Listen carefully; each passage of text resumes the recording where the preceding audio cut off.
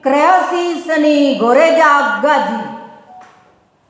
Dalam upaya meningkatkan sikap positif generasi muda terhadap kesenian Sunda melalui pendidikan, baik di sekolah maupun di luar sekolah, maka kami sebagai pencinta seni Sunda membuat karya seni yang dinamai kreasi seni Goreja Gaji.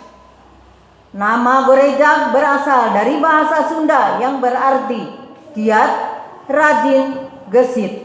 Sedangkan Gaji kami namai dari singkatan gamelan dan tanji, yang merupakan perpaduan antara waditra dan vokal. Kreasi seni Goreja Gaji sebagai gambaran anak-anak yang aktif dan terampil memainkan gamelan dan tanji, yang melambangkan kebersamaan, tanggung jawab, gotong royong, dan keharmonisan. Adapun tujuan kreasi seni ini yaitu memberikan semangat, motivasi, dan kreativitas seni untuk mewarnai seni dan budaya Sunda.